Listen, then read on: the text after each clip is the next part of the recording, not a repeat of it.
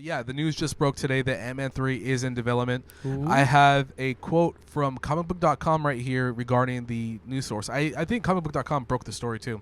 Good. So I'm going to go ahead and read I a don't know who quote. they are, but good. I'll break your story. There have been a lot there have been a lot of questions about the future of the Ant-Man franchise in the Marvel Cinematic Universe, especially as the upcoming slate of the franchise has basically been decided for the next 3 years.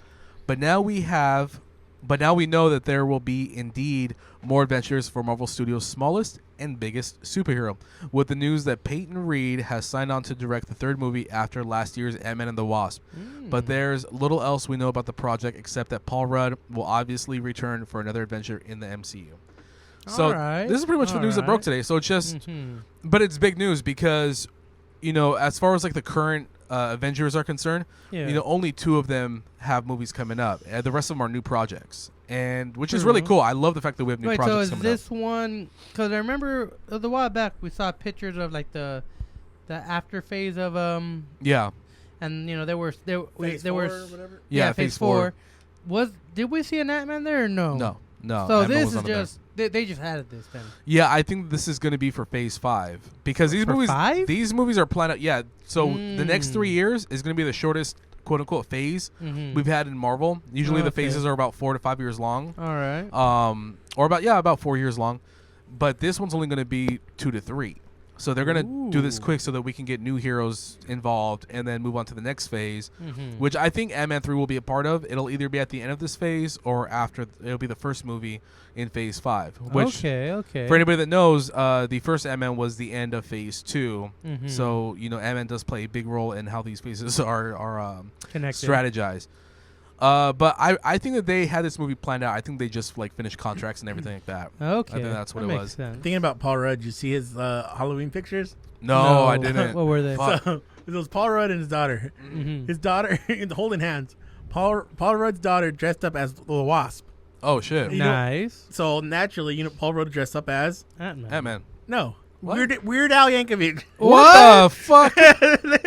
Naturally, that's just how it naturally happens. Okay. So dope. That's random. That is random, but it's hilarious. I'll give it Yeah. I that. was not He expecting could that have one. been all out dressed as Ant-Man. Nope. He Weird could Al have, Yankovic. he could have worn the authentic suit from the Oh, yeah. movie and just been like, "Bro, I'm just borrowing this for Halloween. I'll be back. I'll bring it back." You know what would have been dope if he dressed as when he shrunk down the size with the little kid sweater? Yeah. That would have been fucking funny. Oh, yeah. I want to see that at fucking, as a cosplay at a Comic-Con. Someone, Ant-Man with an oversized sweater. That'd be sick. That'd be nice. That'd be cute. So yeah, what do we think about Ant-Man 3? And mind you, I am a huge fan of both Ant-Man movies. I think that kind of like Incredibles. You know how I don't feel like Incredibles 1 or 2 are better or worse than each other. I feel like they're like the same playing field. Like they're both equally good at equally the same stuff. I feel like Ant-Man and Ant-Man 2 were equally good. You know what I mean? I get what I you're don't think saying. one's better than the other. I think that you could watch both of them and be 100% satisfied as a fan. Yeah, I was a big agreed. fan of both. I was a big fan that it brought a comedy factor to Marvel. Yeah. And then Ragnarok kind of just bumped it up a little bit more. Yeah. Which was a great relief, because they were kind of taking the DC thing and trying to go a little serious. Yeah. And then these movies came out, they proved to Disney or Marvel, whatever, that they could come out with something funny. Yeah. True. All right. So that's why I like Ant-Man a lot, because they brought a whole new different vibe to it. Yeah. To the whole The Marvel MCU. MCU, yeah. Yeah. I mean, I'm just curious to see where they're gonna go with this after, obviously Endgame, and then some, what's it called? Spider-Man. Far From Home was supposed to be like what's it called? It was supposed to be the freaking. It was supposed to be the final movie in Phase 3. So it's like the epilogue of Endgame. Yeah. So it was supposed to be the epilogue of the Phase 3.